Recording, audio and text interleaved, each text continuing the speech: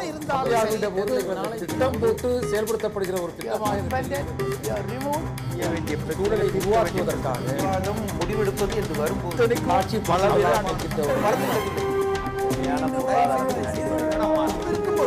எதிர்த்து பேசிட்டு நாம் பேசிகிட்டு இருந்த விஷயத்த ஒரு கேள்வியாக்கி நேயர்கள்ட்ட கேள்வி கேட்டிருந்தோம். அதனுடைய முடிவுகள் வந்திருக்குது. அதை முதல்ல பார்க்கலாம்.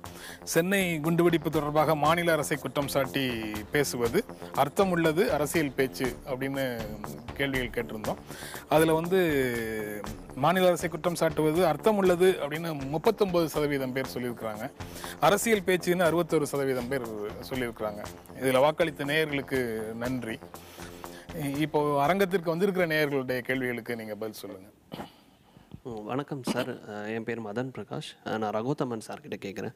ஆக்சுவலாக என் கேள்வி என்னன்னு பார்த்தீங்கன்னா, சார் சொன்ன மாதிரி உளவியல் ரீதியான என்னுடைய கேள்வி. America, England, India, Sri Lanka, Russia, Pakistan, America, England எப்பயுமே இந்த ஏஷியன்ஸை ரஷ்யா இந்த போன நாடுகளை அடிமைப்படுத்தணும்னு நினைக்கிறாங்க.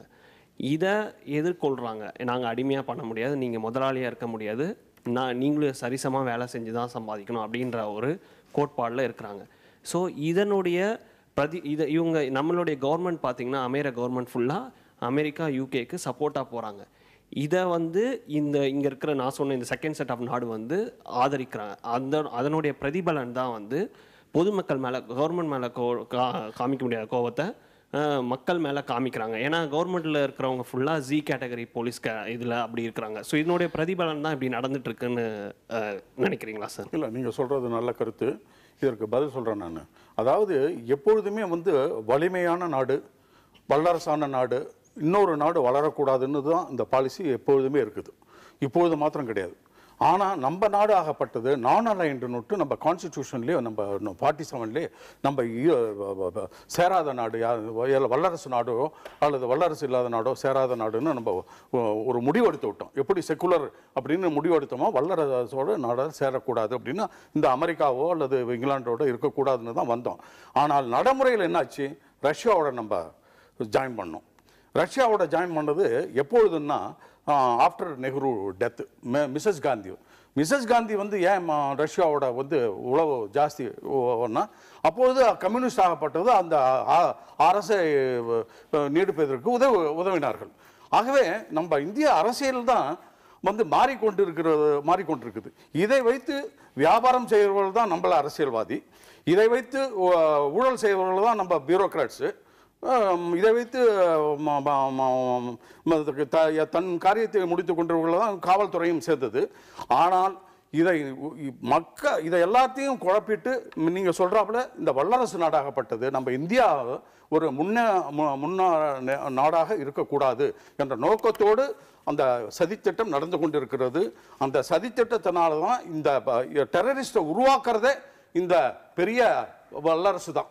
ஃபஸ்ட்டு பின்லாடனை உருவாக்குனது யாருன்னு உங்களுக்கு தெரியும். அந்த பின்லாடனாலே அவங்க அழிந்து விட்டார்கள். அதே போல் நம்ம இந்த வழக்கில் எடுத்துக்கோம். நம்ம இந்தியாவில் மிஸ்ஸஸ் காந்தி கொண்டது வெறும் ஃபாரினரோ அல்லது இது கிடையாது. எப்பொழுது ப்ளூ ஸ்டார் ஆப்ரேஷன் பண்ணாங்களோ அவர் பதிகினார். அதே போல் இண்டோ ஸ்ரீலங்கா கார்டு எப்படி ஒரு நல்லெண்ணத்தோடு கொண்டு வந்தாரோ அந்த பிரமதர் பலியாகி விட்டார்கள். இதையெல்லாம் நீங்கள் ஒரு ஒட்டுமொத்தமாக பார்க்க போனால் நம்ம நாட்டினுடைய அரசியலும் அந்த அரசியலை சேர்ந்தப்பட்ட ஒரு பியூரோக்ராட்டிசம், இந்த இன்டெலிஜென்ஸ் நான் சொல்லுவேன் உளவுத்துறை தான் இதற்கு முக்கியமான ஒரு காரணமே என்று சொல்லுவேன். அடுத்த கேள்வி ஹாஜா கணி சாருக்கு. வணக்கம் சார். இப்போ நான் சொல்கிறது தப்பு இல்லைன்னா, மே 16 வரைக்கும் தமிழக காவல்துறை எலெக்ஷன் கமிஷனுக்கு கீழே வருதுன்னு தலைமை தேர்தல் அதிகாரி சொல்லியிருக்காரு. இப்போ நடந்த இந்த இன்சிடென்ட்டுக்கு நம்ம தமிழக முதல்வரை ப்ளேம் பண்ணுறது கரெக்டாக இல்லை எலெக்ஷன் கமிஷனை ப்ளேம் பண்ணணுமா? இல்லை, முதல்ல இந்த பிளேமிங் கேமுக்குள்ளே நம்ம போகக்கூடாது. ஐயா அவர்கள், தியாக அவர்கள் அதுதான் சொன்னார்கள். இங்கே இந்த தியரி கிரியேஷன் இப்போது தேவையில்லை. ஐயா அவர்கள் பொறுப்புள்ள உயர் பதவி வகித்தவர்கள், ரகோத்தமன் அவர்கள் இங்கே மிக ஆணித்தரமாக முத்தாய்ப்பாக சிறப்பான ஒரு செய்தியை பதிவு செய்திருக்கிறார்கள். அதை பதிவு செய்வதற்கான தகுதியும் துணிவும் அவருக்கு உண்டு. உளவுத்துறை தான் அத்தனை பிரச்சனைகளுக்கும் குழப்பங்களுக்கும் காரணம் என்று சொல்லியிருக்கிறார்கள். இது சாதாரண நானோ மற்றவர்களோ சொல்வதை விட ஒரு பொறுப்பான பதவியிலிருந்து உற்றுநோக்கி கவனித்து அந்த அனுபவத்தை பதிவு செய்திருக்கிறார்கள். ஆகவே இந்த அரசு எந்திரத்தை இயக்கக்கூடிய அந்த சக்கரத்தில் இருக்கக்கூடியவர்கள் இதை சரி செய்ய வேண்டும். இந்த நீங்கள் தான் குற்றவாளி, உங்களுடைய பொறுப்பின்மையால் தான் இது விளைந்தது என்பது அரசியலுக்கு பயன்படலாமே தவிர மக்களுடைய அமைதியான வாழ்வுக்கு பயன்படாது. இந்த பயங்கரவாத செயலை எவர் செய்தாலும் அது வேரோடு அது கெள்ளி எறியப்பட வேண்டும் என்பதுதான் அடுத்த கேள்வி. ஐயா அவங்ககிட்ட கேட்குறேன். குண்டுவெடிப்பு சம்பவத்தை அரசியலாக்கி திமுக தலைவர் திரு கருணாநிதி ஐயா அவர்கள் அரசியல் சரியாக நடக்கவில்லை என்று அரசியலாக்குவது மிகப்பெரிய தவறு என்று மக்கள் சார்பாக நான் இங்கே உங்களிடம் கேட்க விரும்புகிறேன். கரெக்டாக சொன்னீங்க. கலைஞர் அரசியல் தான் ஆக்குவார். இதுல என்ன கலைஞர் வர என்ன செய்வார்? நீங்க வரவேற்றீங்க இல்லையா? அப்படி இல்ல. ஐஎஸ்ஐ விஷயத்தை பத்தி நிகழ்ச்சி நிறைவு செய்யணும். ஒரு திறந்த சிந்தனையோட அரசியல் குறுக்கீடு இல்லாம ஒரு உள்நோக்கம் எதுவும் இல்லாம விசாரணை நடக்கும் அப்படின்னு உறுதியாக நம்பலாமா? அதோட நம்ம நிகழ்ச்சி நிறைவு செய்யணும். சுருக்கமாக சொல்லி இந்த குறிப்பிட்ட நிகழ்வை பொறுத்த வரைக்கும் நம்மால் உறுதியாக எதுவும் சொல்ல முடியாது. ஆனால் வழக்கமாக அப்படி ஒரு சுயேட்சையான தற்சார்பான புலனாய்வுகள் இந்திய சூழலில் நடைபெறுவது இல்லை என்பதுதான் உண்மை. புள்ளி விவரங்களே அதுக்கு சான்றாக இருக்கு. எத்தனை வழக்குகள் நீதிமன்றத்தில் நிரூபிக்கப்படுது, எத்தனை வழக்குகள் மெய்ப்பிக்கப்படுறதில்லை, இதெல்லாம் வச்சு பார்க்கணும்னா அப்படி நடக்கிறதில்ல. திரு ரோகத்தமன், இந்த குண்டுவெடிப்பு சம்பவப்பட்டதை ரொம்ப தீவிரமாக புலனாய்வு செய்து அது யார் செய்திருக்கார்கள், எதற்காக செய்திருக்கார்கள் என்று கண்டுபிடிப்பதற்கு நம்மளிடம் திறமை இருக்கிறது. நான் திறமை இல்லை என்று சொல்லவில்லை. ஆனால் அந்த திறமையை பயன்படுத்தி அவர்கள் புலனாய்வுத்துறையை கண்டுபிடித்து விட்டால் அது மேற்கொண்டு ஒரு ஆர்கனைசேஷனையோ அல்லது ஒரு கட்சி சார்ந்த ஒரு இதோ நடந்து விட்டால் அதை கவர பண்ணுவதுதான் இந்த நடைமுறையில் நடந்து கொண்டிருக்கிறது என்பதுதான் என்னுடைய கருத்து.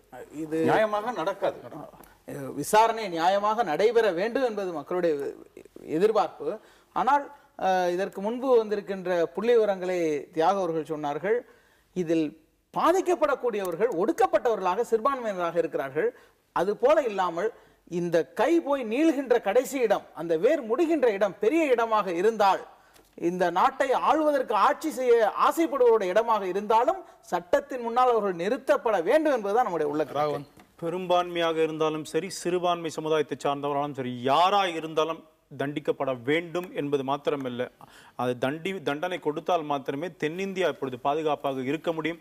அதனால இது எந்த மதத்தை சார்ந்த இஸ்லாமியன், ஹிந்து, கிறிஸ்துவங்கிறதெல்லாம் பார்க்கக்கூடாது.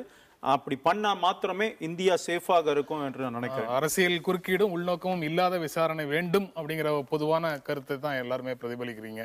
இந்த நிகழ்ச்சியில பங்கேற்று உங்களுடைய கருத்துக்களை பகிர்ந்து கொண்டதற்காக நெஞ்சார்ந்த நன்றி. நேயர்களே, உங்களுக்கும் நன்றி. மீண்டும் சந்திப்போம். நன்றி, வணக்கம்.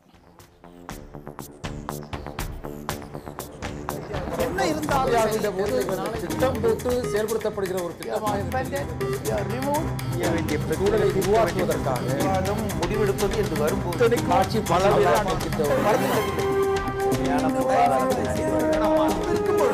எதிர்த்து பேசிட்டு மக்கள் தங்களுடைய பங்களிப்பை அளிக்க வேண்டும்.